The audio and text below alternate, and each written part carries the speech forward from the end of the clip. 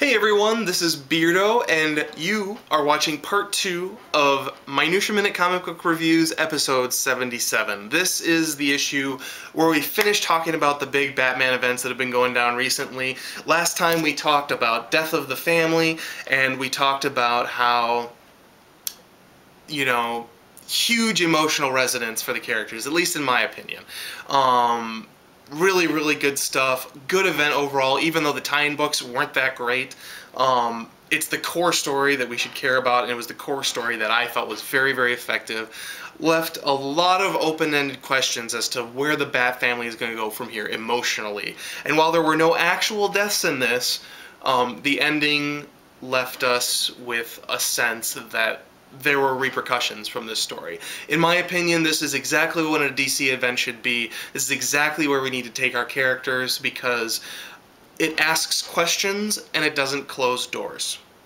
Now fast forward to a whole 2 weeks later, when all of that was undone with the other big event that happened in Grant Morrison land, and that's the only way I can put it.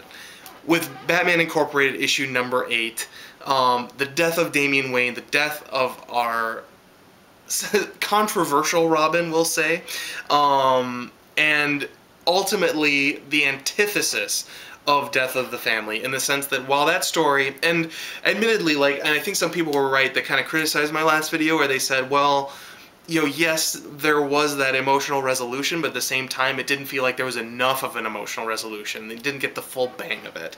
Now, if you just read that book and you haven't read this yet, my argument back for that would be, we're going to see it over the coming months. That's the setup for a whole 1.5 years worth of fallout and, emotional toil between those characters as we move forward into the New 52. Post this, I can't say that.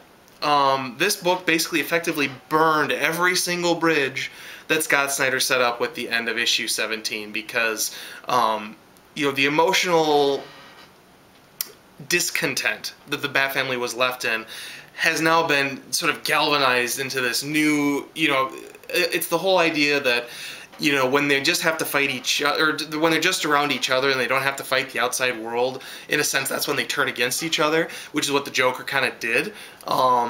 And here, it's that outside force. It's, Robin's dead, now we have all something to be united over again, and we're united in mourning.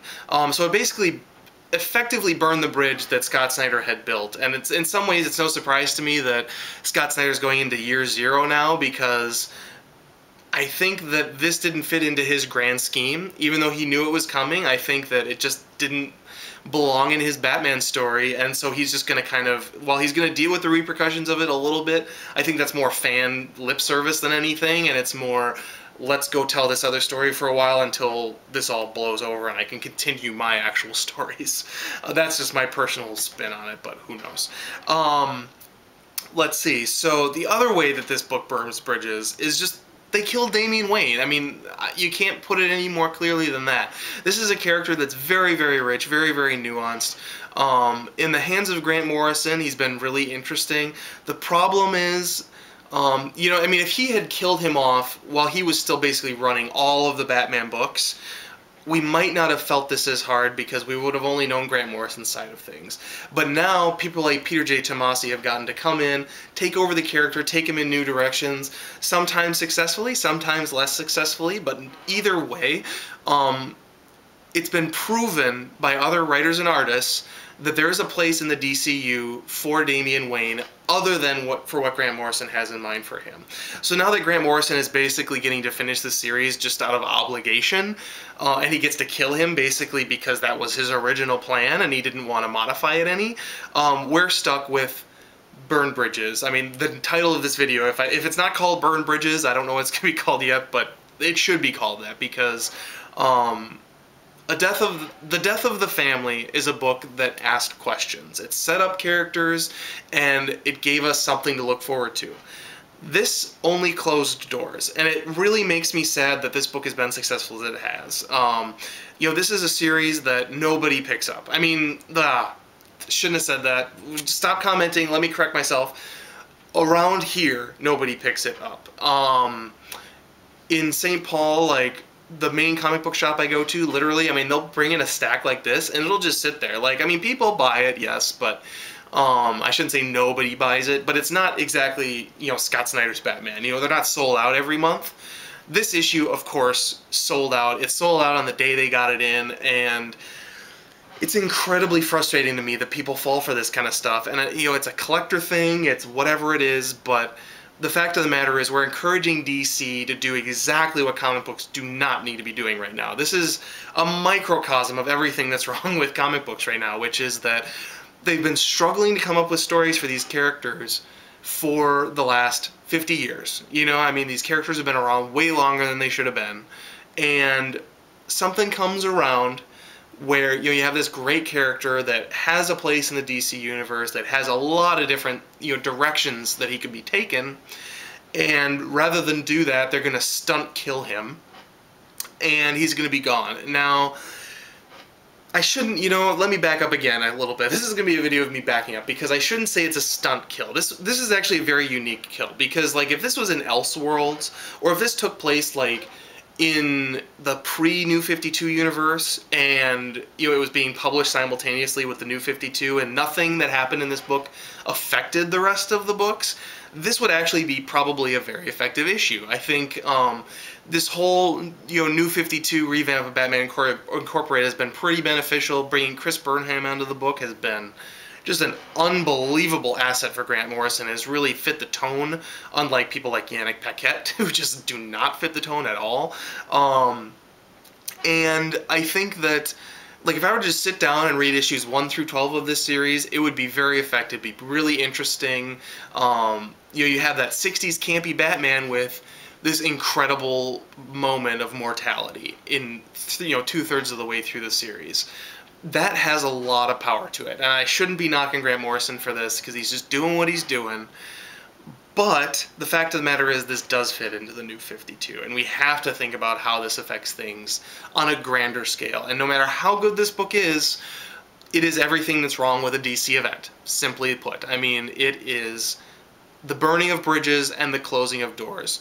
And I just really wish we could have had death of the family and then just moved on and not had this. So that is my basic opinion on the book. I want to illustrate it a little bit further by just showing you a couple of other things, because we should look at what happened very next issue with Batman, since now, even though it didn't happen in the pages of Batman, it's happened in Batman's world and we have to deal with it. Damian Wayne's dead. What's next? And what we get is a very familiar storyline. So you've got Harper Row, who DC is coloring as this, you know, hot new amazing character that's a fan favorite. Like, on their website, it's like fan favorite character Harper Row. I like her. I'm intrigued to know more about her, but I don't know enough about her yet to be a fan favorite. But moving on, you know, we have her noticing that Batman has gone off the deep end. He's freaking out, and she's got to find a way to kind of bring him back from the edge, because he's making mistakes. He's going to get himself hurt, or he's going to kill somebody. Something bad is going to happen because he can't control his own emotions and he's gone off the deep end. Now, that might be a very interesting story. Unfortunately, we already had that story. While Denny O'Neil has said that this was a huge mistake and they shouldn't have killed off Jason Todd when he was the editor for Batman at DC in the late 80s, this was not a bad event. Even though, you know, you have the death of a character, it's a character that they didn't have a direction for, at least at the time, and so they didn't know what to do with him. They killed him off, and since they didn't have any stories to generate with him, it gave them plenty of stories to generate without him. And we got to see, well, what would it be like if Robin actually died? And we saw everything that we saw in this issue in 1988-89. And unfortunately, the problem with that is, while it's effective here, it's completely meaningless here, because, again, we've seen it before. And on top of that, you're killing a character that does have a lot of potential storytelling elements that could create new Batman stories that we haven't heard before. Instead, we're going to get the same old story we've gotten every single time. And that's bad. That's really, really, really bad. again, it's burning bridges, and this book is really evidence of it. In and of itself, this is a pretty decent read. I mean, you know, Scott Snyder's doing his Batman thing. We're getting what is ultimately a derivative story because we've seen it before, but nevertheless, it is relatively well told. Great art by Andy Kubert in this, as always. I love when he draws Batman. It always makes my day. But when you boil it down, I've read this story before, and I'm not going to say I've necessarily read it better than this, but I have read it before, and so any emotional oomph is pretty much out the window. And you get the same thing across other Batman titles. You know, there is this whole Requiem initiative, which is, there are all these honorary Robin covers with the Requiem logo. Not all of them actually have anything to do with Batman Incorporated, but Batman 18 did, and Batman and Robin 18 does. And again, you know, in and of itself, this is a very well told issue. This issue is told entirely with illustration. There's no writing whatsoever, except obviously the little title blurb here. And it does what comics do best, which is convey emotion, you know? I mean, that is where comic books are the strongest, and this is a really, really phenomenal example of that. Unfortunately, though, again, I've seen this story countless times before. You know, a member of the Bat family has fallen, and now Batman's really pissed. You know what I mean? And it just takes so much away. And again, closes doors instead of opens doors. And that's just really disappointing. Not very satisfied with this whole Grant Morrison thing. I am still going to finish out Batman Incorporated. I want to know what this book reads like when you sit down and read the whole thing, starting with Volume 1, way back pre-New 52, and just sit down and read the whole thing, because I have been so confused by everything Grant Morrison has done. And this current Batman Inc. Series with the New 52 has actually been the most clear I've been of any of his whole big Batman extravaganza that started back in, what, 06? This is the least confused I've been so far, probably because he's only doing one title as opposed to trying to juggle like 4 different books at once. So I want to know how it ends, and in and of itself, it may be very effective. But at the end of the day, as an event, unfortunately, it's about the worst thing that could have happened to Batman right now. And that's just really sad to say. One thing I will say, someone was asking me about Batman Year Zero, and I think I'm excited. I'm just going to answer your question right now. You know, I mean, I'm actually really excited for it.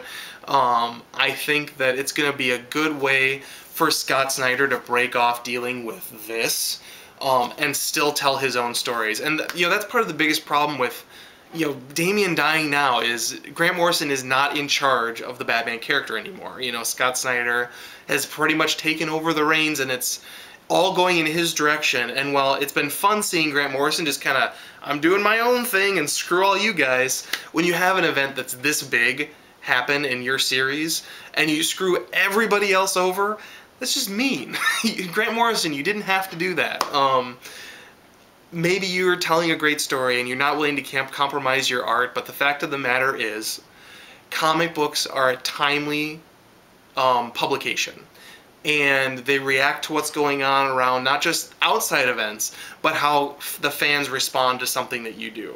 And you have to be flexible with that. And unfortunately, Grant Morrison has completely lost that. And you know, if he had not listened to the fan base with Animal Man issue number 5, where you had the whole Wile E. Coyote issue, we wouldn't have had that amazing series from Grant Morrison. I mean, he'd been doing pretty mundane stuff with Animal Man until he did that. And he may not have continued to go that direction, except that everybody loved it, and he responded to that.